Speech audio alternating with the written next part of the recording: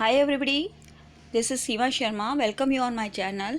हमारा video continue चल रहा है, पार्टनरशिप से रिलेटेड स्टडी कर रहे हैं।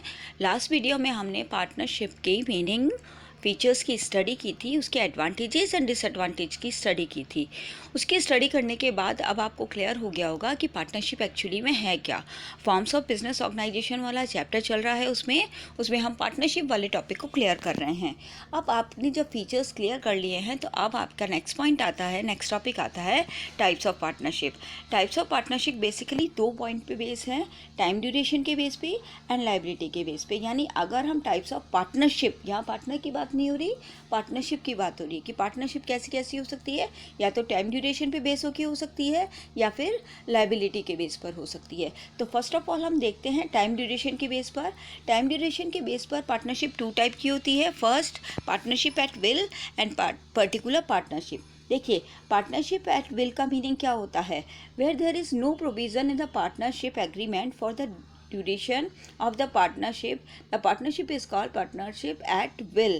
Such kind of partnership as the partners desire can be terminated, यानी जब पार्टनर्स चाहते हैं तब वो क्या हो जाती है, टर्मिनेट हो जाती है। यानी एग्रीमेंट में जब कुछ भी क्लियरली नहीं लिखा होता कि पार्टनरशिप फॉर्म का पर्टिकुलर टाइम क्या होगा या पार्टनरशिप कितने ड्यूरेशन के लिए फॉर्म की गई है, जब ऐसा कुछ पहले से क्लियर नहीं होता है तो ऐसी कंडीशन में पार्टनरशिप किस पे डिपेंड करती है, पार्टनर्स की डिज़ायर पे डिपेंड करती है, और जब वो चाहे तब वो उसको टर्मिनेट कर सकते हैं। तो इस टाइप ऑफ पार्टनरशिप को क्या बोलते हैं, partnership at will. Okay, second देखिए पर्टिकुलर पार्टनरशिप। देखिए, पर्टिकुलर पार्टनरशिप क्या होती है? वो पार्टनरशिप जिसमें किसी पर्टिकुलर प्रोजेक्ट को कंप्लीट करने के लिए, कि भाई हाँ कोई पर्टिकुलर प्रोजेक्ट है, कोई बिल्डिंग को मैन्युफैक्चर करना है या कोई रोड कंस्ट्रक्ट करनी है, ऐसा कोई पर्टिकुलर प्रोजेक्ट को कंप्लीट करने के लिए या पर्टिकुलर किसी टाइम पीरियड के लिए पहले से ही जो फिक्स है उस पीरियड के लिए अगर कोई पार्टनरशिप फॉर्म हुई है तो प्रोजेक्ट के कंप्लीट होते ही तथा टाइम के कंप्लीट होते ही, यानी प्रोजेक्ट कंप्लीट हो जाए और टाइम कंप्लीट हो जाए, तो ऐसी कंडीशन में वो पार्टनरशिप ऑटोमेटिकली ही टर्मिनेट हो जाती है। तो पर्टिकुलर पार्टनरशिप का मीनिंग क्या हुआ? Such partnership form are formed a particular venture और पर्टिकुलर टाइम पीरियड। यानी या तो कोई पर्टिकुलर वेंचर होगा, जैसे मैंने आपको प्रोजेक्ट का एग्जांपल दिया कि रोड कंस्ट्रक्शन से रिलेटेड इसको फॉर्म किया गया था, तो जैसे ही रोड कंस्ट्रक्ट होने का वर्क कंप्लीट हो गया, प्रोजेक्ट कंप्लीट हो गया, पार्टनरशिप ऑटोमेटिकली टर्मिनेट हो जाएगी। या फिर हमने पर्टिकुलर टाइम पीरियड के लिए पार्टनरशिप की थी, तो जब वो टाइम कंप्लीट होता है तो ऑटोमेटिकली जो पार्टनरशिप है वो क्या हो जाएगी, टर्मिनेट हो जाएगी। जैसे ये देखो बता रखा है, continue even after the expiry of time period and after completion of venture, क्या हो सकता है, टर्मिनेट हो जाएगी। Such partnership firm deemed to be partnership at will. पर अगर प्रोजेक्ट के बाद भी, प्रोजेक्ट कंप्लीट होने के बाद भी या टाइम कंप्लीट होने के बाद भी अगर ये पार्टनरशिप कंटिन्यू रहती है, यानी पर्टिकुलर पार्टनरशिप अपने पर्टिकुलर प्रोजेक्ट और टाइम को कंप्लीट होने के बाद भी अगर ये कंटिन्यू रखते हैं, पार्टनर्स उसको कंटिन्यू रखते हैं, तो ये ऑटोमेटिकली कौन सी वाली में चेंज हो जाएगी, पार्टनर्स एट विल वाली पार्टनरशिप में चेंज हो जाएगी। यानी इसका कौन सा टाइप हो जाएगा, पार्टनर्स एट विल वाली पार्टनरशिप में इसका टाइप हो जाएगा। तो ये आपको 2 टाइप है। बेसिस क्या था, टाइम ड्यूरेशन था। तो इच्छा पर भी हो सकती है, पार्टनरशिप एट विल हो सकती है, या फिर पर्टिकुलर टाइम पीरियड और पर्टिकुलर कोई वेंचर के लिए, कोई प्रोजेक्ट के लिए होती है, तो वो पर्टिकुलर पार्टनरशिप। अब देखिए on the basis of liability. Liability आप जानते हैं, पार्टनरशिप में मैंने आपको फीचर्स में भी समझाया था कि पार्टनर्स की लायबिलिटी कैसी होती है, अनलिमिटेड होती है। अनलिमिटेड का मीनिंग क्या हुआ कि उनकी पर्सनल प्रॉपर्टी भी सेल हो सकती है फर्म के डेब्ट्स को पे करने के लिए। अगर फर्म के पास इनफ अमाउंट नहीं है, फंड नहीं है अपने डेब्ट्स को पे करने के लिए, तो पार्टनर्स की पर्सनल प्रॉपर्टी को भी सेल किया जा सकता है। इसी को हम अनलिमिटेड लायबिलिटी कहते हैं। तो on the basis of liability 2 type की पार्टनरशिप होती है। फर्स्ट है जनरल पार्टनरशिप। जनरल पार्टनरशिप वो है जिसमें सभी पार्टनर्स की लायबिलिटी कैसी होती है, अनलिमिटेड होती है। ठीक है, सभी की लायबिलिटी अनलिमिटेड होती है। तो ऐसी पार्टनरशिप जिसमें सारे पार्टनर्स की जो लायबिलिटी होती है वो अनलिमिटेड होती है, उसे जनरल पार्टनरशिप कहते हैं। इसका रजिस्ट्रेशन ऑप्शनल है, कंपलसरी नहीं है। चाहे तो इसका पार्टनर्स रजिस्ट्रेशन करवाएं और चाहे तो नहीं भी करवाएं। इसके बारे में आगे और इन्फॉर्मेशन दूंगी मैं आपको नेक्स्ट वीडियो में। तो ऐसी पार्टनरशिप जिसमें सारे पार्टनर्स की लाइबिलिटी अनलिमिटेड हो, that is called general partnership. ठीक है, इसका सेकंड फॉर्म देखिए। सेकेंड है लिमिटेड लाइबिलिटी पार्टनरशिप। देखिए ये एक न्यू टाइप ऑफ पार्टनरशिप है। इसमें क्या है, the partnership firm in which liability of all partners except one partner is limited to extent of their share in partnership firm is known as limited liability partnership। ठीक है, in India limited liability partnership was introduced by enacted limited liability partnership act 2008, यानी 2008 में ये act पास करके LLP को, limited liability partnership को introduce किया गया इंडिया में। इससे पहले नहीं थी, यानी पहले सब क्या थी, अनलिमिटेड लाइबिलिटी पार्टनरशिप ही थी, पर फिर इसको इंट्रोड्यूस किया गया। तो लिमिटेड लाइबिलिटी पार्टनरशिप क्या है, जिसमें सारे पार्टनर्स की लाइबिलिटी, जितने भी पार्टनर्स हैं उन सब की लाइबिलिटी कैसी होती है, लिमिटेड होती है, यानी वो सिर्फ अपने हिस्से तक पे करने के लिए लायबल हैं, उससे ज़्यादा के लिए लायबल नहीं हैं, और फर्म के डेब्ट को पे करने के लिए उनकी पर्सनल प्रॉपर्टी सेल नहीं हो सकती है। बट उनमें से कोई ना कोई एक पार्टनर ज़रूर होगा ऐसा जिसकी लाइबिलिटी अनलिमिटेड होगी। तो ये कंडीशन है इस लिमिटेड लाइबिलिटी पार्टनरशिप में कि बाकी सारे पार्टनर्स की लाइबिलिटी लिमिटेड होगी, पर एक ऐसा पार्टनर होगा जिसकी लाइबिलिटी अनलिमिटेड होगी। तो इसको हम लिमिटेड लाइबिलिटी पार्टनरशिप कहते हैं। तो ये सेकेंड टाइप ऑफ पार्टनरशिप है जो बेस ऑन किस पे है, लाइबिलिटी पे है। अब इसके बेसिक फीचर्स क्या हैं वो देख लीजिए। The liability of at least one partner, यानी एक पार्टनर, एटलीस्ट जितने भी पार्टनर हैं उनमें से कम एक की लाइबिलिटी कैसी होनी चाहिए, अनलिमिटेड होनी चाहिए। सेकेंड देखिए, liability of all other partner can be limited to extend their capital contribution in partnership firm.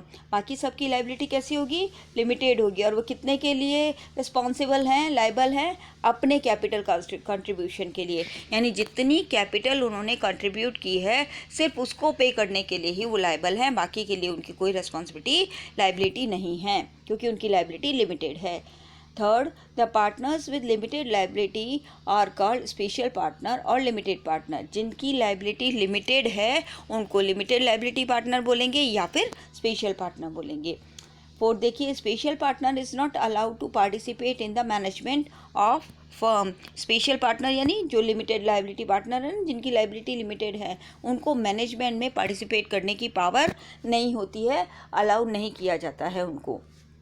Fifth, the special partner has the right to inspect the account. हाँ, पर वो क्या कर सकता है, अकाउंट को चेक कर सकता है, उसके पास ये राइट होता है कि वो अकाउंट्स को चेक कर सकता है, पर वो मैनेजमेंट में पार्टिसिपेट नहीं कर सकता है। नेक्स्ट देखिए, sixth, the special partner can withdraw his partnership when ever he desire so.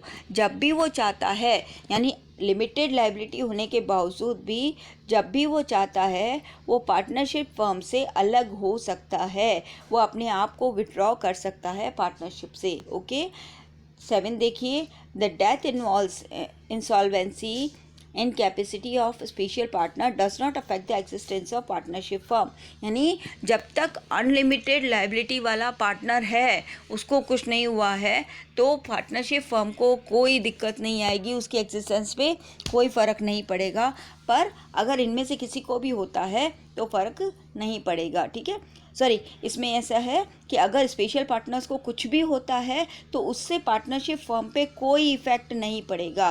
पर हाँ, अनलिमिटेड लाइबिलिटी वाला जो पार्टनर है उसके कुछ भी हो जाने पर पार्टनरशिप फर्म को इफ़ेक्ट पड़ेगा। ओके, पर स्पेशल पार्टनर के कुछ भी हो जाने पर पार्टनरशिप फर्म को कोई इफेक्ट नहीं पड़ेगा, क्योंकि उनकी लायबिलिटी सिर्फ लिमिटेड है और वो मैनेजमेंट में भी पार्टिसिपेट करने की पावर नहीं रखते हैं, वो सिर्फ अकाउंट चेक कर सकते हैं। इसीलिए उनको अगर इंसॉल्वेंट होने पर या डेथ होने पर उनको कुछ भी होने पर पार्टनरशिप फर्म पर कोई प्रभाव, कोई इफेक्ट नहीं होगा। बट हाँ, अनलिमिटेड लायबिलिटी वाले पार्टनर को अगर कुछ हो जाता है तो पार्टनरशिप फर्म टर्मिनेट हो सकती है, क्लोज हो सकती है। ठीक है, इस तरीके से आगे करते हैं हम। चलिए अब देखिए टाइप्स ऑफ पार्टनर्स। अभी हमने देखा पार्टनरशिप फॉर्म के टाइप्स देखे हमने। पार्टनरशिप के टाइप्स 2 बेस पे थे, टाइम पीरियड पे बेस थे, लिमिटेड वो लाइबिलिटी पे बेस थे, ठीक है। टाइम पीरियड के बेस पे थे कि पार्टनरशिप एट विल भी हो सकता है और पार्टनरशिप पर्टिकुलर भी हो सकती है। और हमने लाइबिलिटी के हिसाब से देखे जनरल पार्टनरशिप भी हो सकती है और LLP लिमिटेड लाइबिलिटी पार्टनरशिप भी हो सकती है। अब देखिए टाइप्स ऑफ पार्टनर भी अलग अलग टाइप के होते हैं, पार्टनरशिप ही नहीं, पार्टनर्स भी अलग अलग टाइप के होते हैं। तो कौन कौन से टाइप के पार्टनर्स होते हैं वो देखिए। फर्स्ट एक्टिव पार्टनर, देखिए नाम से ही क्लियर हो रहा है एक्टिव पार्टनर कौन हुआ, वो जो क्या करेगा, कैपिटल को कंट्रीब्यूट करेगा, यस। मैनेजमेंट में कंट्रीब्यूट करेगा, यस। वो पार्टिसिपेट करेगा मैनेजमेंट में। वो शेयर्स प्रॉफिट एंड लॉसेस, हाँ वो प्रॉफिट एंड लॉसेस भी शेयर करेगा।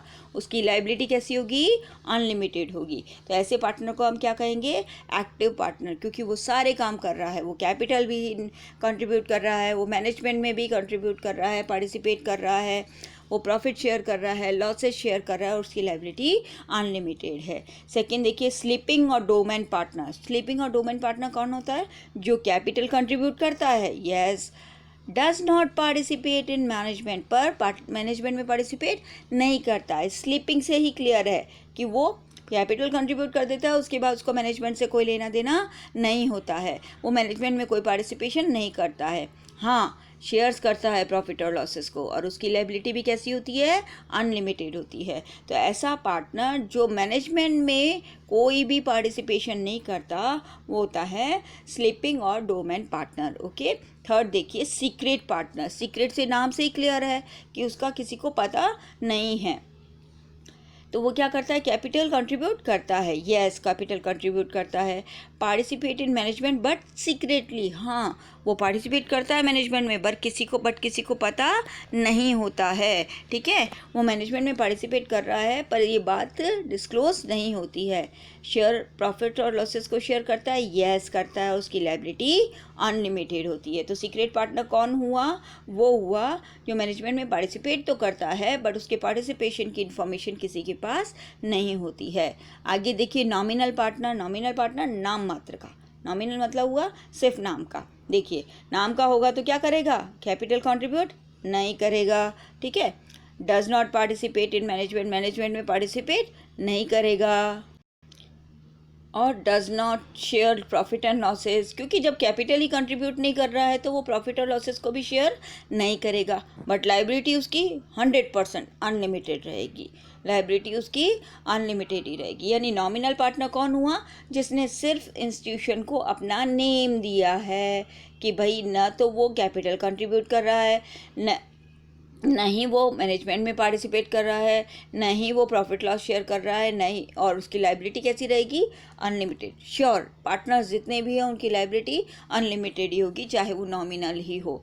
ये क्यों होता है, जनरली क्या होता है, किसी फॉर्म को या किसी पार्टनरशिप फॉर्म को प्रमोट करने के लिए पार्टनर्स किसी ऐसे पर्सन का नाम अपने साथ जोड़ने की रिक्वेस्ट करते हैं जो सोसाइटी में थोड़ा रिन्योर्ड पर्सन है, ऑनर्ड पर्सन है, जिसकी थोड़ी वैल्यू है, ताकि उनकी पार्टनरशिप फॉर्म को एक अच्छी रेपुटेशन मिल जाए। तो सिर्फ उसके नेम को अपने साथ लेने के लिए, एज अ पार्टनर लेने के लिए इस तरीके के नॉमिनल पार्टनर आते हैं, ताकि हमारी फर्म में एक रेपुटेशन इंक्रीज हो जाए कि हाँ देखिए सोसाइटी का इतना बड़ा आदमी इस पार्टनरशिप फर्म का पार्टनर है, भले ही चाहे वो कैपिटल कंट्रीब्यूट नहीं करता हो, मैनेजमेंट में पार्टिसिपेट नहीं करता हो, प्रॉफिट और लॉसेस शेयर नहीं करता हो, बट उसकी लायबिलिटी अनलिमिटेड होगी। नेक्स्ट देखिए पार्टनर बाय एस्टेपल। एस्टेपल का मतलब होता है दिखावा करना, शो ऑफ करना, ठीक है, कि दिखावा करते हैं ना, कि शो ऑफ करते हैं कि भाई हाँ मैं यहाँ का पार्टनर हूँ, बट एक्चुअली में वो होता नहीं है, ठीक है।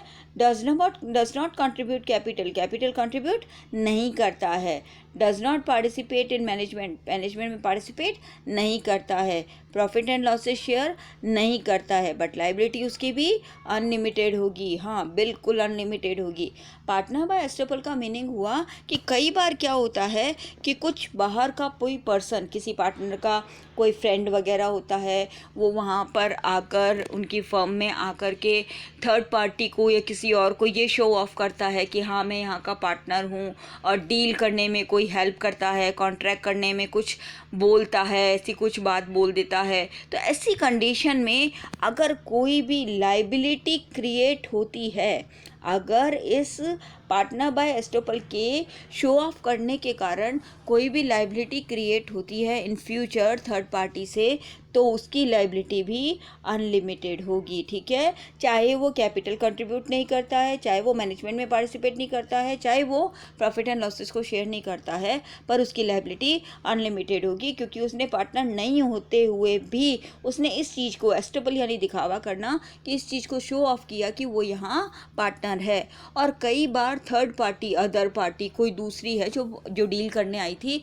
वो उसके विश्वास पर फर्म से डील कर लेती है, और बाद में अगर कोई भी डिस्प्यूट होते हैं, रिस्पॉन्सिबिलिटी क्रिएट होती है, लाइबिलिटी क्रिएट होती है, तो उस कंडीशन में पार्टनर बाय एस्टोपल की लाइबिलिटी भी अनलिमिटेड होती है। नेक्स्ट देखिए, partner by holding out. Partner by holding out का मीनिंग हुआ कि ऐसा पार्टनर जो एज अ लीडर वर्क करने के लिए अपना नाम देता है कि मैं एज अ लीडर यानी इन पार्टनर्स का लीडर बनकर वर्क करने को रेडी हूँ। Does not contribute capital, capital contribute नहीं करता है, मैनेजमेंट में पार्टिसिपेट नहीं करता है, शेयर नहीं करता प्रॉफिट लॉसेस पर, अनलिमिटेड लाइबिलिटी उसकी भी होती है। ठीक है, तो वो होल्डिंग आउट का मतलब होता है as a monitor, as a head work करने को रेडी हो जाता है, यानी शो ऑफ करने को या बताने को, पब्लिक को बताने को रेडी हो जाता है कि वो उनका as a holding partner work कर रहा है। तो उसके फेथ पर काफ़ी फर्म से हो सकता है डील और कॉन्ट्रैक्ट हो सकते हैं, बट उसकी लाइबिलिटी भी अनलिमिटेड रहेगी। ठीक है, लास्ट पॉइंट है माइनर पार्टनर। देखिए, माइनर पार्टनर कौन होता है? वो पार्टनर जिसकी एज लेस देन 18 ईयर है। कोई भी ऐसा पर्सन जिसकी एज लेस देन 18 ईयर है कौन कहलाएगा? Minor partner. हाँ, कैपिटल कंट्रीब्यूट कर सकता है, पर मैनेजमेंट में participate can not participate in management but can inspect book of accounts. हाँ, मैनेजमेंट में वो पार्टिसिपेट नहीं कर सकता, पर अकाउंट्स बुक को वो चेक कर सकता है। वो सिर्फ प्रॉफिट्स को शेयर करेगा, लॉसेस के लिए उसकी कोई भी लाइबिलिटी नहीं होगी, क्योंकि वो माइनर पर्सन है, लेस देन 18 ईयर है, और वो सिर्फ प्रॉफिट के लिए ही फर्म में आता है। लाइबिलिटी उसकी कैसी होगी? लिमिटेड होगी उसकी लाइबिलिटी। ठीक है, अनलिमिटेड नहीं होगी। तो अगर आप किसी माइनर पार्टनर को अपनी पार्टनरशिप फर्म में एंटर कर रहे हो, तो वो कैपिटल लेकर आएगा, मैनेजमेंट में पार्टिसिपेट तो नहीं करेगा, पर आपकी बुक्स को, अकाउंट्स को इंस्पेक्ट कर सकता है, सिर्फ प्रॉफिट के लिए आपके साथ आएगा, और उसकी लाइबिलिटी लिमिटेड ही होगी। तो ये थे आपके आज के टाइप्स ऑफ पार्टनर्स। अगर आपको कोई भी प्रॉब्लम होती है, कुछ भी टॉपिक समझ नहीं आता है, तो बताइएगा। इसमें से एक होल्डिंग आउट पार्टनर जो है वो आपकी सिलेबस में से हटा दिया गया है, क्योंकि कुछ हद तक नॉमिनल पार्टनर, नाम मात्र का पार्टनर, और होल्डिंग पार्टनर में थोड़ी थोड़ी सिमिलैरिटी थी। ये दोनों ही पार्टिसिपेट नहीं करते कैपिटल में, ये मैनेजमेंट में भी पार्टिसिपेट नहीं करते, प्रॉफिट में भी शेयर नहीं करते, पर दोनों की लाइबिलिटी अनलिमिटेड होती है। तो आपके सिलेबस में से इसको हटा दिया गया है, पर इसके लिए क्लैरिफिकेशन अभी तक नहीं आया है, इसलिए मैंने आपको स्टडी करा दी है।